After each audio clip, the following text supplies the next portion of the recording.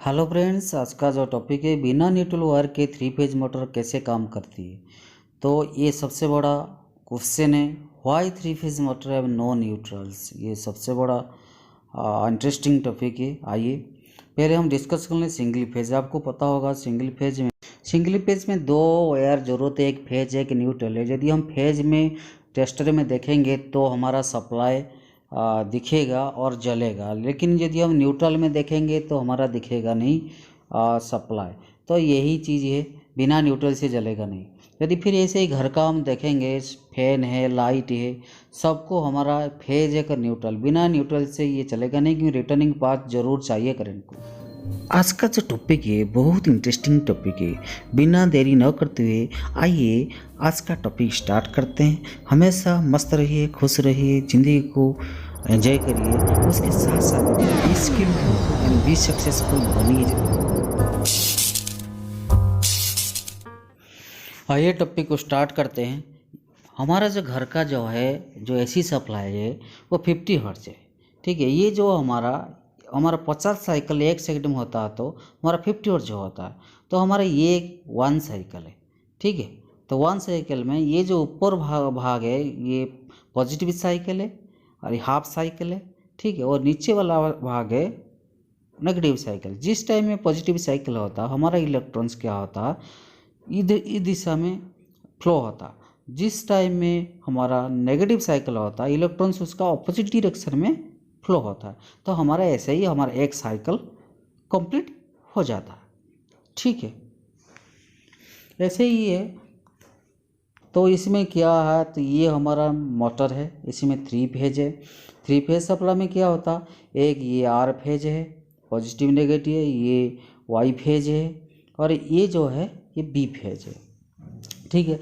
ये दोनों फेज में क्या होता है, ये जो अंतर है डिफरेंस है 120 डिग्री रहता है। फेज शिफ्ट जो है 120 डिग्री रहता।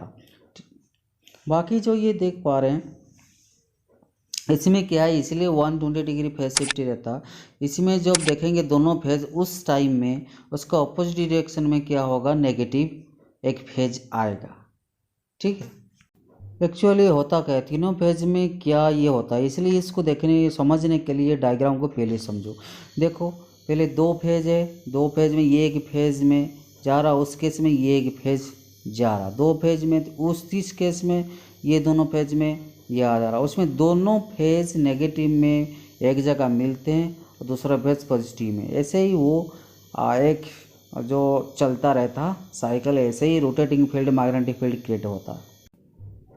ये जो पॉइंट्स बार बार आता है, ये पॉइंट्स को हम डिटेल्स में समझते हैं। देखिए ये जो मोटर है इसमें क्या है कि एक फेज में हमारा सप्लाई जाता, ये जो फेज है ये सप्लाई जा रहा, ठीक है। इस पॉइंट में जा रहा, ये हाई है, इसमें आर फेज है।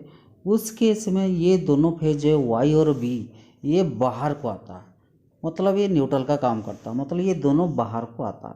आके जिस टाइम में ये पॉइंट में मिलते हैं उस टाइम में इसका हाई होता है, इसका ये बाहर को आता है, मतलब ये न्यूट्रल का काम करता है। मान लीजिए इसमें आर फेज में उस टाइम में 1 पॉइंट का करंट है, उस टाइम में ये पॉइंट जो मिलते हैं, ये दोनों फेज जो मिलते हैं इस पॉइंट में, इसमें 0.75 में माइनस, मतलब जितना करंट जा रहा उतना करंट बाहर आ रहा। सिमिलरली ये जो पॉइंट है नेक्स्ट में, ये जिस टाइम में हाई, ये दोनों पॉइंट लो है, ठीक है। उस टाइम में ऊपर देखो वहाँ पे जैसे 1.5 है, ये दोनों जो लोअर पॉइंट है -0.75 उसे ये कैसे ही हो जाती। फिर बी फेज में देखेंगे, इसमें जो बी फेज में जिस टाइम में है इसमें आर और एस ये आउट हो रहा और ये बी है इन हो रहा, ठीक है। बी फेज का हाई है और ये येलो और ये ब्लैक है, ये पॉइंट है। तो प्रीवियस में क्या था उस केस में ये दोनों का पॉइंट में क्या है कि -+7.5 और 0.75 हो रहा था। इस टाइम में इसमें क्या हो रहा था, लो जो है -1.5 बाहर निकल रहा था। तो ऐसे ये साइकिल कंप्लीट होता है। इसमें ये लो है, इस पॉइंट में भी सेम चीज़ है, साइकिल दोनों फेज का ऐसे ही ये पॉइंट आगे बढ़ता रहता। उसी हिसाब से electromagnetic rotating magnetic field create होता मोटर में, ऐसे ही चलता रहता।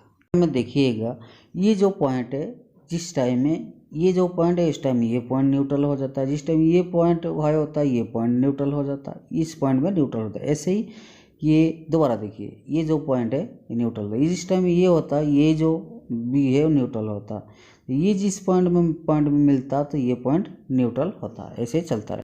आप देख पा रहे हैं ये तीनों जो फेज है इसमें क्या होता कि बैलेंस लोड होता है। यदि इसमें कोई भी एक फेज में बैलेंस ऑन इम्बैलेंसिंग होता है तो और फेज शिफ्ट 120 डिग्री नहीं होगा तो इसमें क्या होगा, मोटर काम नहीं करेगा। एक फेज इन हो रहा, दो फेज आउट हो रहा, मतलब ये न्यूट्रल का काम करता है। मैंने 120 फेज डिग्री होना ज़रूरी है, नहीं तो ये बैलेंस लोड नहीं होगा तो ये मोटर प्रॉपर मैग्नेटिक फील्ड नहीं बनाएगा। जिस टाइम में ये दोनों मिल रहे हैं उस टाइम में ये नेगेटिव भी जा रहा, मतलब ये न्यूट्रल का काम कर रहा। ठीक है, ये जो एनिमेशन में क्या मिल रहा था, इसमें जो दो पॉइंट है ये वाला जो है नीचे वाला न्यूट्रल का काम करता है, मतलब दो फेज है एक न्यूट्रल का काम करता है। इसमें जो क्या होता देखिए, जिस टाइम एक फेज हाई होता उसमें ऑपोजिट में दो फेज लो हो रहा, उसमें न्यूट्रल का काम करता। फिर देखिए आगे देखिए, जिस टाइम एक फेज हाई हो रहा उसमें इस पॉइंट में वो पॉइंट न्यूट्रल का काम करता है। ऐसे ही जो 120 डिग्री फेज शिफ्ट एंगल बना के रखता तभी जाके हमारा मोटर में इलेक्ट्रोमैग्नेटिक फोर्स क्रिएट होता है। आई होप इसमें आपको पूरा समझ में आ गया होगा कि कैसे मोटर में 3 फेज सप्लाई दिया जाता है बिना न्यूट्रल के साथ काम करता है। ठीक है, यदि वीडियो आपको अच्छा लगे तो हमारे चैनल को आप सब्सक्राइब करिएगा। वीडियो अंत तक देखने के लिए धन्यवाद।